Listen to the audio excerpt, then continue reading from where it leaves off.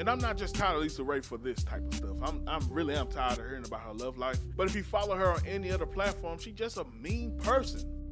She's a very mean person, and she deserves to be treated badly.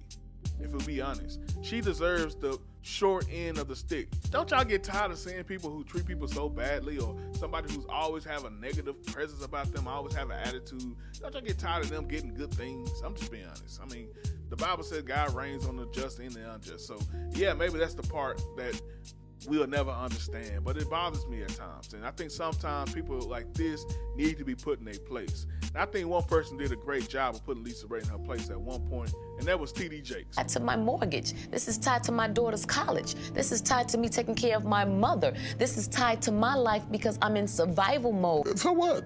So what? Who can't say that? Big deal. Don't write no book about that, because ain't nobody gonna buy it, because that ain't no story. And I had a prenup. I had a binding contract with him that he's not willing to relinquish to me. What do you expect? What I expect is,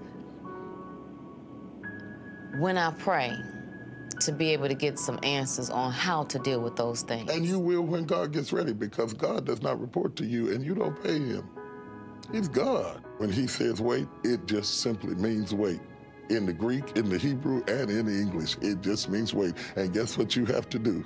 You have to sit your pretty little self down and wait. Now, ladies and gentlemen, you can see T.D. Jakes told her like it is, but this didn't last long.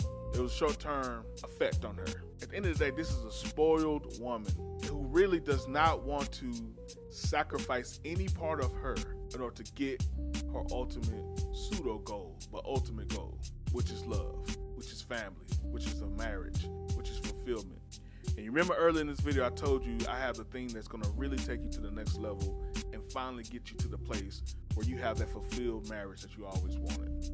Here it is. I was reading Exodus 12, and it talks about the Passover. It was Moses introducing the Passover, the instruction that God gave for the children of Israel to do in order to show faith going towards them being delivered from Pharaoh. And there was one specific instruction I want to point out here.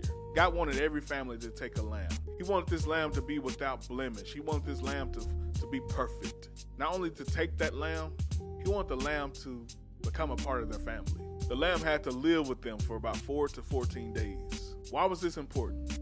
Because later, this family was to eat this lamb. And he wanted them to eat the lamb as a sacrifice. For a parallel, think about you who may have a dog at home. This is your dog. What if God instructed you to eat your dog?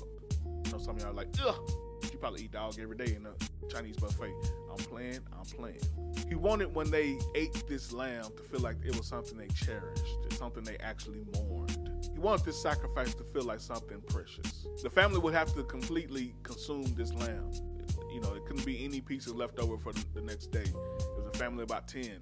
They had to finish this lamb. They believed that they ate this lamb. This would be part of the sacrifice that we would make that would get us over the hump, out of slavery from Pharaoh, and we will be delivered immediately.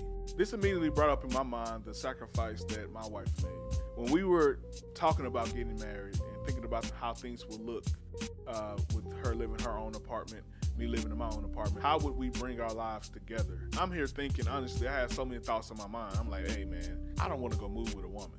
However, she lived in this high rise in downtown Dallas, amazing views, amazing apartment.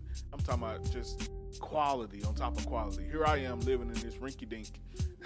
After my previous divorce, I just building myself back up, living way beneath my means. I don't want her to have to come here. I don't want to have to make her, lessen her life that much. Guys, when I brought up what things would look like for me to move in with her, she was like, what? What are you talking about? We moving in with you. I'm like, what? So you're going to leave this amazing building, this amazing environment to come live with me? She was like, yeah, of course. Not only that, guys, and it's going to hurt to say, I'm going to be honest with you. Her literal best friend at the time was her dog. Her dog by the name of Santa. Her dog was a little Yorkie, and they was her best friend. I'm talking about the dog was, you would thought that dog was a big old dinosaur protecting her. Every time they walked anywhere, that dog would go off. Couldn't hurt a flea, but it would go off, And the dog instantly took a liking to me, couldn't stop licking me like crazy. So that was something that she really adored. However, going into the marriage and going into moving in with me, she felt it was time for a shift. She felt it was time to release her dog and fully focus on marriage and building a family. When I say she felt it, she felt it. It was not coerced by me, although she may tell a different story, but it was completely her decision. She did research to find a compound for Yorkies, a place that Yorkies can go and get adopted, and it was amazing to see this sacrifice that she made for not just me, but our future family.